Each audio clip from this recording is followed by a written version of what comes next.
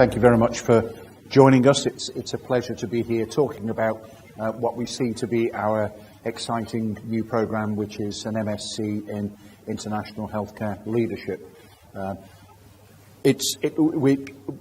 We've got one cohort that's currently running here in Dubai that was launched. It was launched September last year, and that's going extremely well. And we launched the program initially in Singapore in March last year, and we've recruited a second cohort in March this year.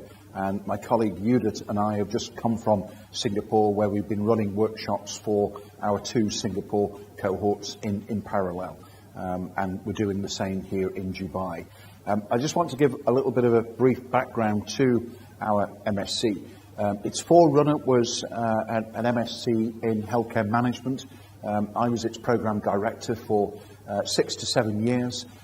We've been running master's programs at the university now for many, many years. It's taken different forms, different names. But the MSc in Healthcare Management was a traditionally face-to-face talk program, primarily for part-time students in the UK, and the majority of students were from the National Health Service.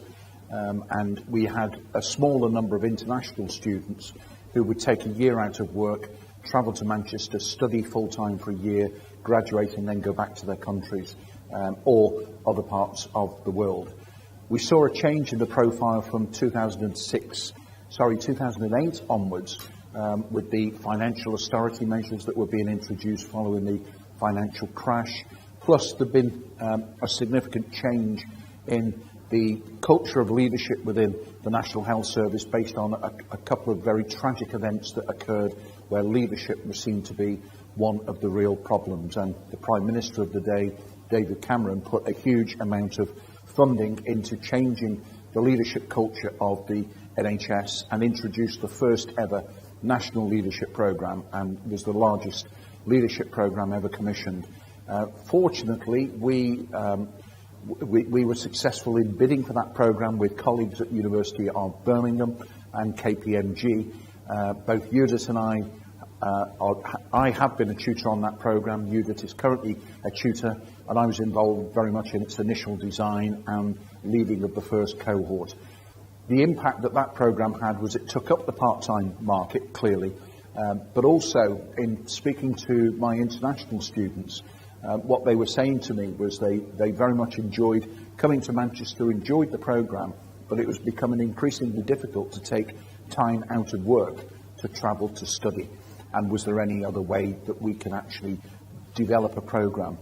So we took that on board, and what we did was we paused the programme for 3 years. We stopped our recruitment from 2013-14, and we've spent the last 3 years completely redesigning it, based upon our learning and experience from the NHS leadership programme, which has now been running for 5 years and has graduated over 1,000 graduates from the NHS.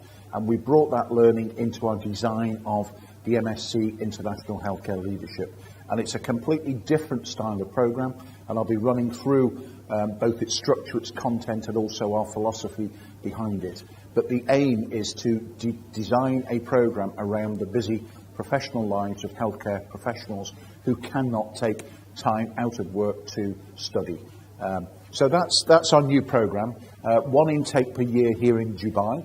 And we are looking very good currently for our next cohort, which will launch in September this year.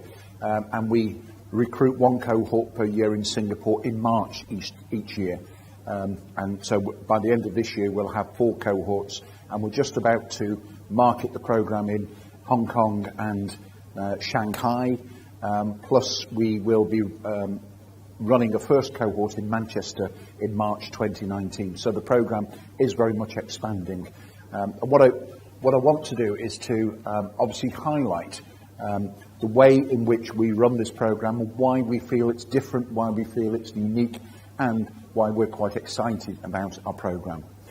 In terms of actual requirements to attend the program, we ask program participants to visit us here in Dubai twice a year, where we run 5-day workshops, and we're currently running the second workshop for our original cohort this week, and that finishes tomorrow. So over the course of the 2 years, the absolute requirement is 20 days of attendance here in the Dubai Centre, where we run experiential workshops, which are very much about taking the learning and applying it in the workplace. But I'll talk more about that when we look at the blended learning approach that we undertake. Applied learning, for many years now, we've been operating what we call the Manchester method. Its grounding behind that is action learning. I don't know if anybody's familiar with the concept of action learning, which is taking learning, applying it in the workplace and working with your peers and the support of your peers. And the founding father of action learning was Professor Reg Revens, who was at the Manchester Business School in the 1960s. And we've continued that tradition from there on, and it is called the Manchester Method, which is well known with our MBA, full-time MBA, and the Global MBA, and all programs that we run. So the application of learning in the workplace is also a key element of our program. When we were designing this, we had a really good understanding and research of the national and international perspectives on healthcare leadership. And with our collective experience as a healthcare faculty, with over 60 years of experience of teaching healthcare leadership in Manchester, we developed 4 golden threads which we feel are relevant to the key global leadership challenges that all healthcare leaders face. So first and foremost, one of our golden threads is the international perspective. This program has now been completely internationalized. We did have international elements on its forerunner program, but we built on that now, and we look at healthcare systems around the world. And some of the challenges that we feel are relevant for healthcare leaders in the 21st century is first and foremost to understand that access to healthcare is a fundamental human right, something that the World Health Organization are very strong on. And there is inequity across the globe in terms of access to timely healthcare, and it's really important whether you are from the public sector, the private sector, or a public-private partnership, a hybrid, to actually understand that access to healthcare is absolutely important. A second global challenge, and this is one that we've seen in healthcare systems around the world, is to give prevention a much greater priority than treatment. And prevention it has the long-term payoffs that treatment doesn't have. And clearly treatment is a vitally important part of any healthcare system, but there appears to be a reluctance in even the most developed healthcare systems in the world to really invest in prevention. And that's, again, one of the key global challenges that we've identified.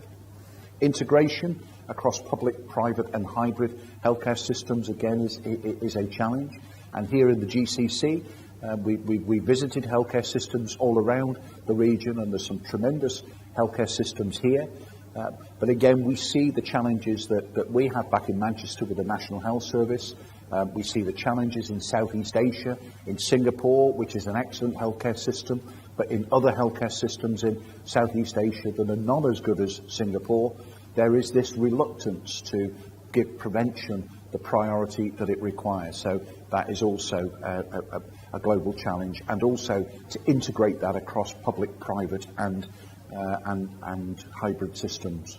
And I think one of the real challenges here in the GCC is with the increase in private sector investment in healthcare, is to ensure that we keep those priorities there, and to understand and improve the integration between primary, secondary and tertiary care, and the coordination that's required of that in terms of leadership. So our international perspective is our first golden thread, and all of our design has been proofed against these golden threads, and the teaching that we do, our program participants are required to take into account these golden threads in all that they do, including the assessments on the program. The second golden thread is about creativity and innovation.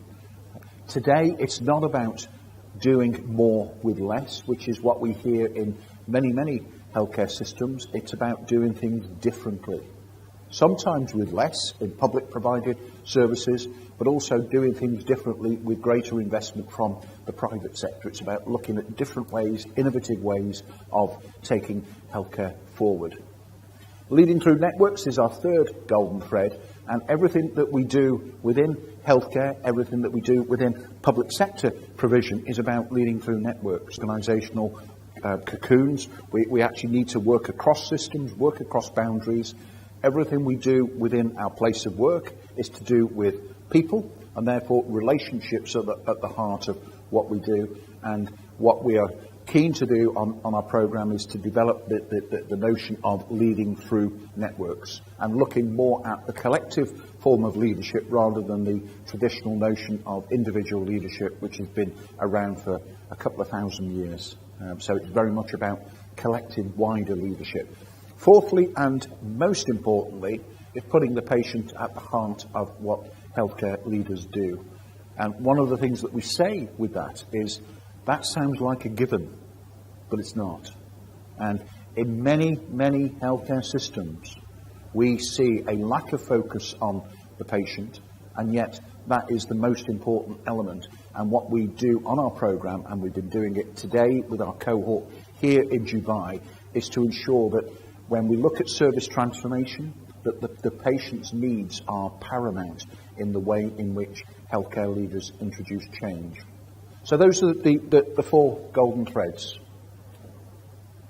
And our background, we've been delivering healthcare leadership almost as long as the National Health Service has been in existence. The NHS was created in 1948.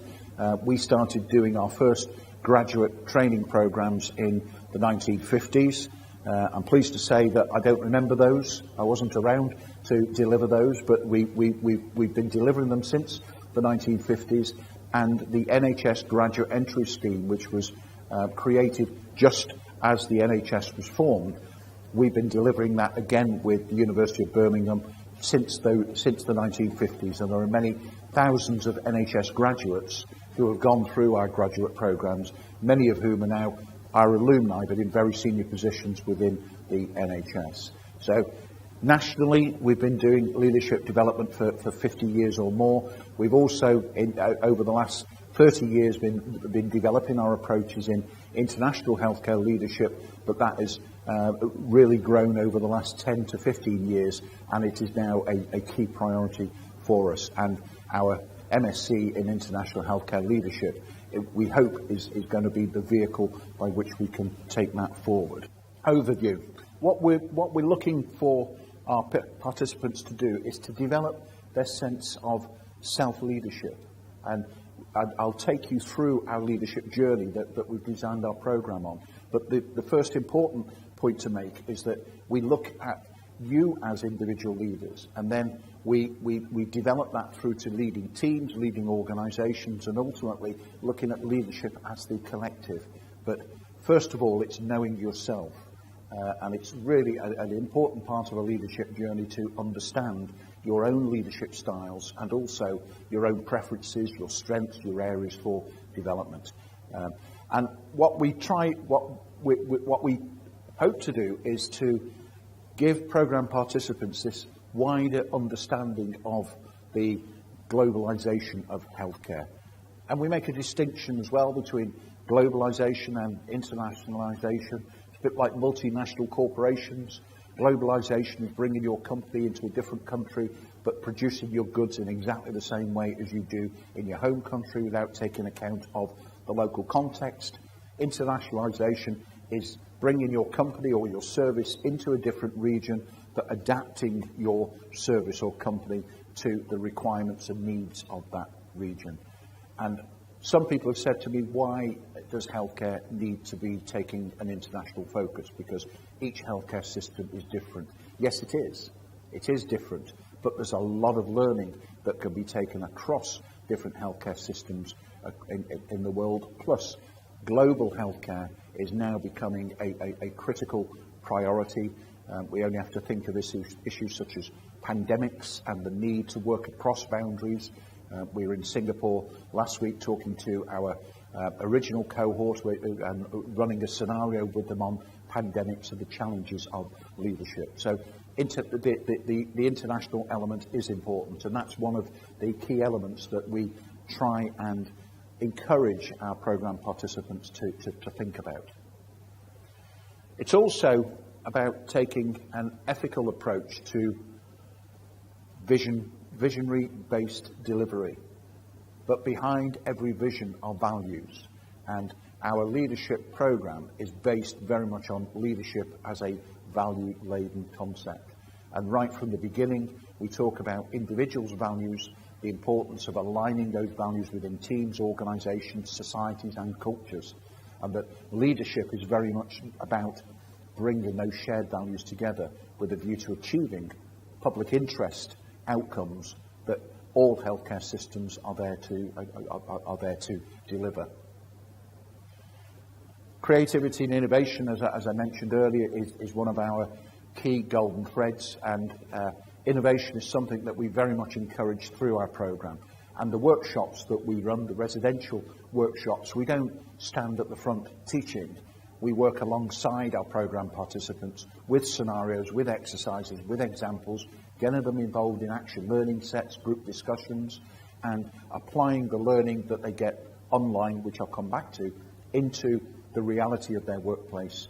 And the work that all of our groups have been doing has been tremendous. And if you do have time at the end of the formal presentation, we can run a short video that will show you the activity that one of our groups here undertook in their first residential workshop 6 months ago, which is really, really impressive. So it's very much about leadership roles and bringing that focus very much down to patient-centred behaviours. And so we're looking to develop leadership in a different collective way, and to take leaders on a journey from knowing themselves better through to the organisation and beyond. So who would benefit? Well, you can see from the information here, it's a very broad church. We are looking for people who have an interest in healthcare. And healthcare people don't understand a lot of people don't understand it's the biggest industry in the world, and it's never going to go away. Demographics are changing, social conditions are changing. There will always be a need for healthcare. But it's not just the clinicians, as important as the clinicians are.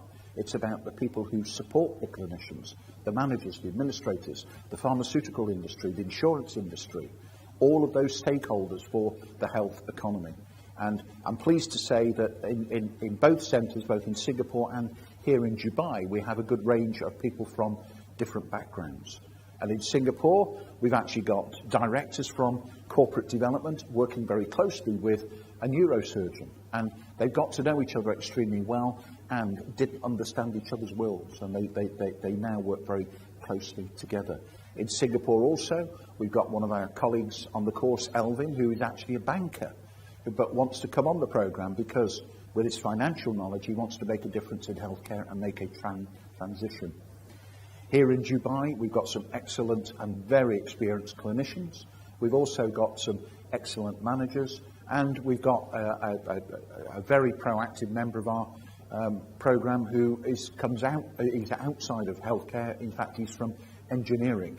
But again, he has got an aim of improving the impact that can have on healthcare, and the value that he brings with his engineering background is tremendous, and works very closely. So our programme is aimed at a broad church. We're not just looking at clinicians. This is very much about looking at healthcare as an integrated system, looking for the synergy that healthcare leaders need, both clinical and non-clinical leadership, and how we can respond to the challenges of those. So the programme, this is, I'm just going to walk you through structure of the programme just to give you an idea, but this is also in the brochure that you can take away with you. But I want to explain our rationale behind this and our thinking and the philosophy rather than its content, which you can read in the brochure. And you'll see to the right here, we've got our 4 golden threads that run all the way through the programme. To the left, we have our action learning sets, which is the Manchester method, which is central to the learning that the individuals have. And we begin, so here in Dubai, on new cohort that will start in September this year, we'll have a 4-week online induction.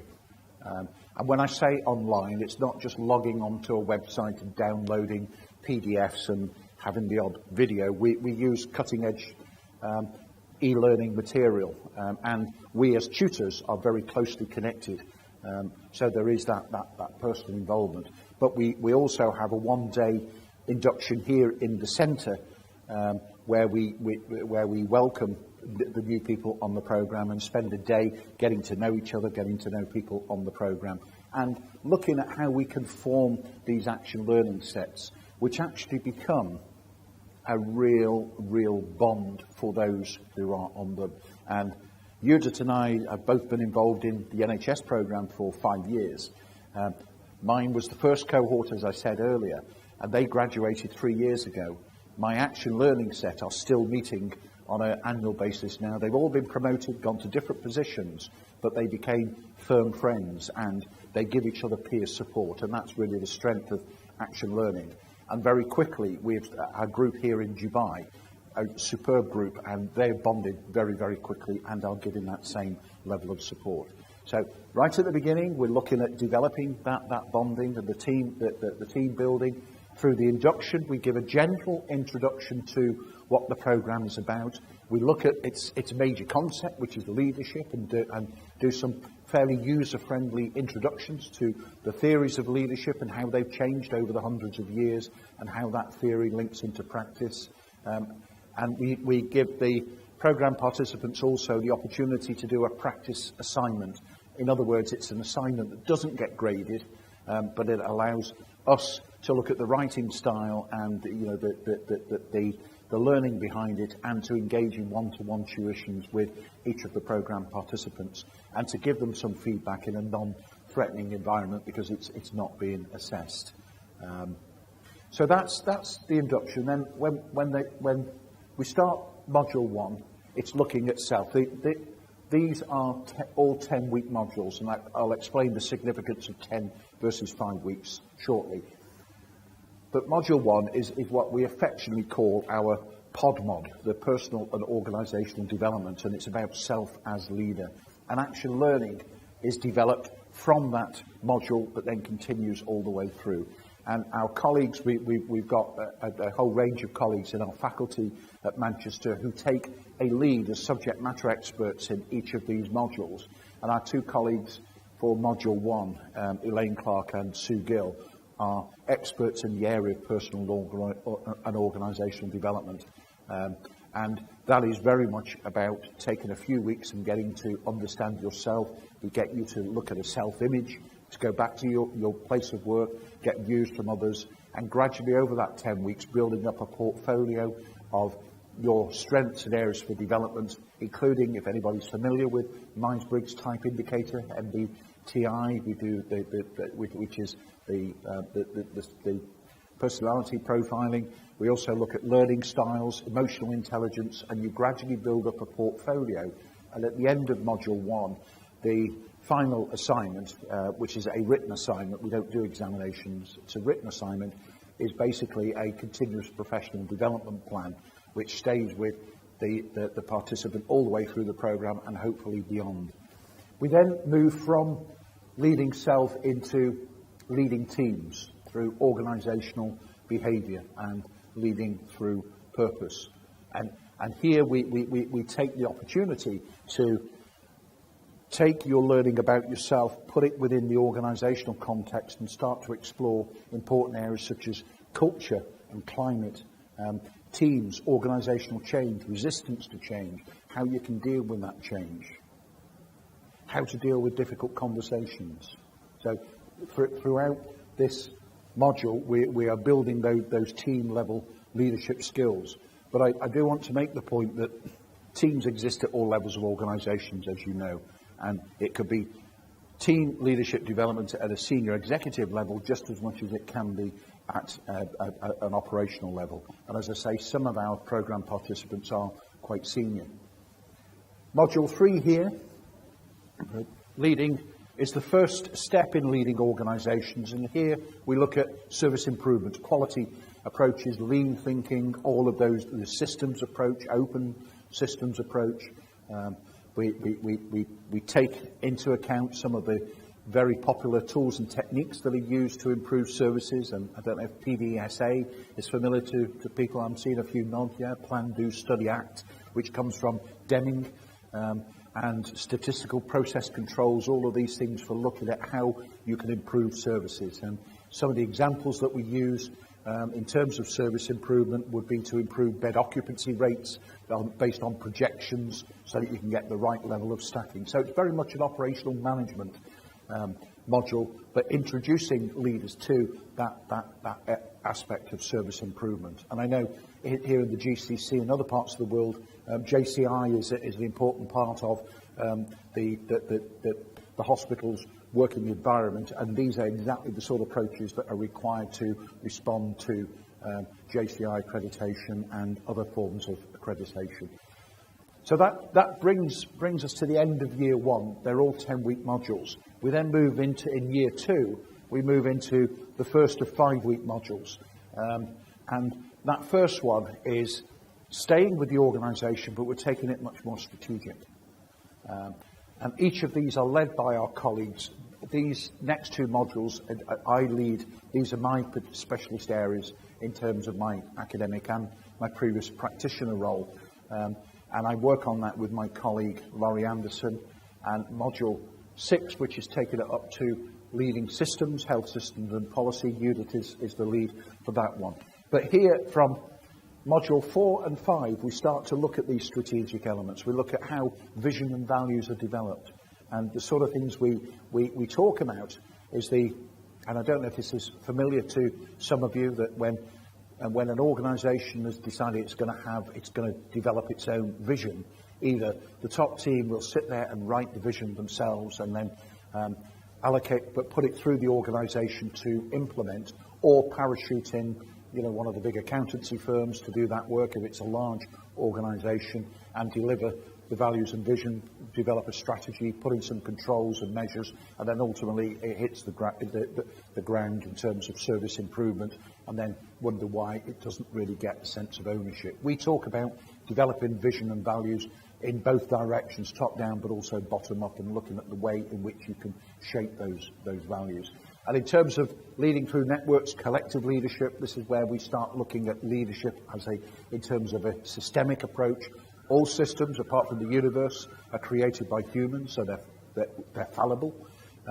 And leading through networks enables us to look at systems from different perspectives. And a key aim of that module is to understand that the whole is greater than the sum of its parts. And collective leadership, shared and distributed leadership, is likely to be much more effective than the focus on individual leadership. Not taking away from individual leadership, because individual leadership is still an important part. But there are many, many examples, and our programme participants tell us about this quite a lot, of toxic leadership, bullying in the workplace, where individual leaders are focused on a command and control type hierarchy, which may be needed at times of crisis, but not when you're trying to develop a values-based approach and putting the patients at the heart of healthcare. So it's looking at leadership in a different way.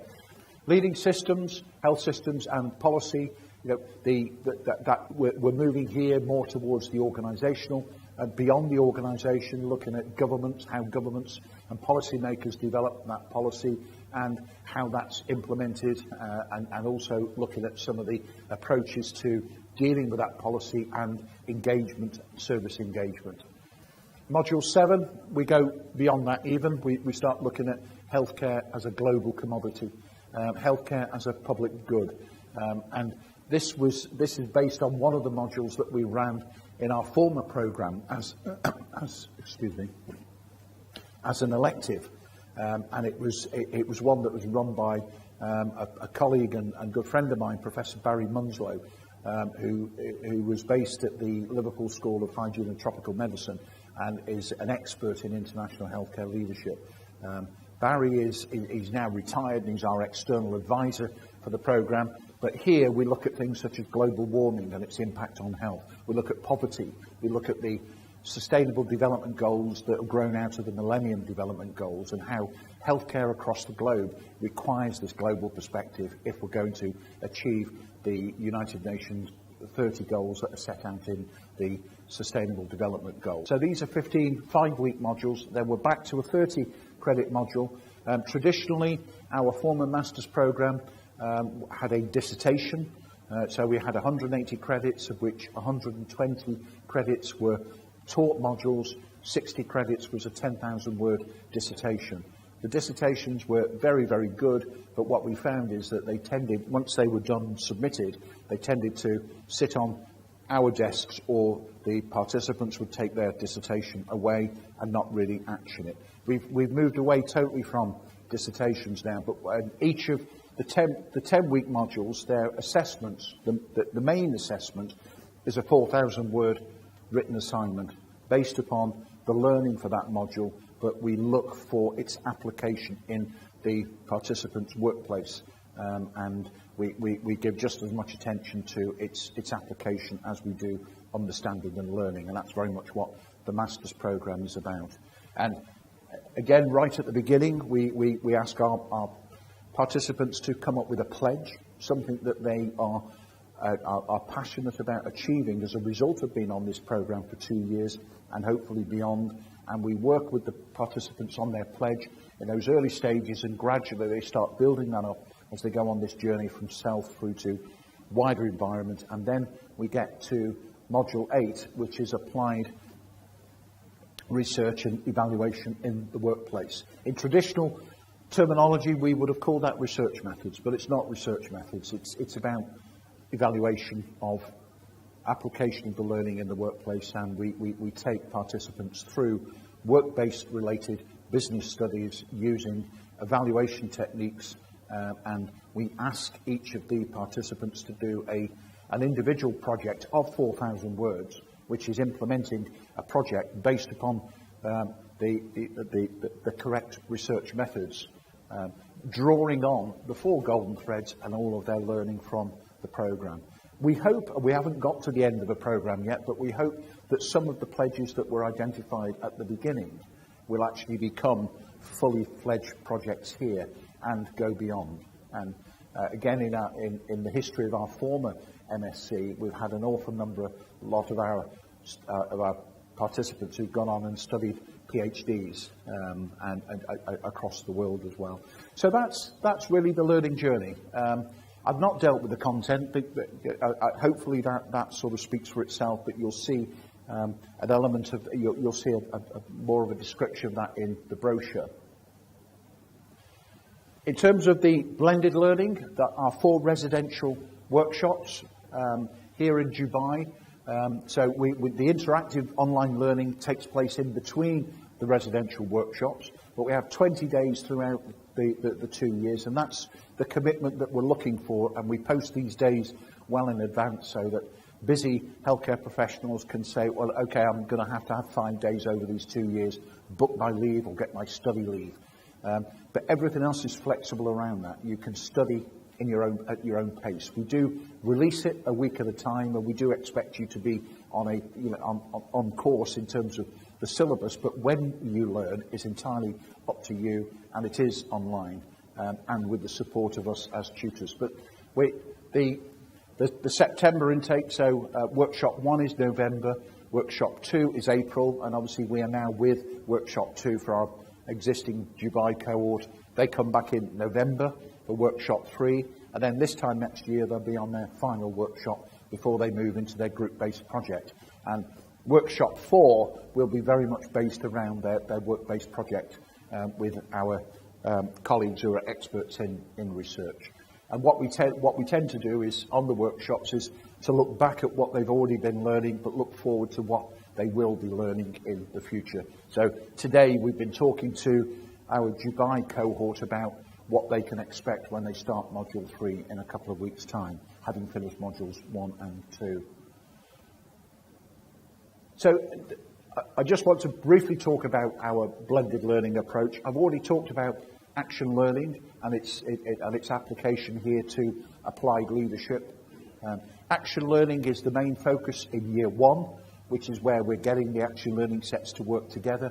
As they become more confident and start developing their projects, then it becomes just as much applied leadership, looking to see the extent to which they can apply their learning in practice. And that links into our residential workshops, which I've said are very much experiential.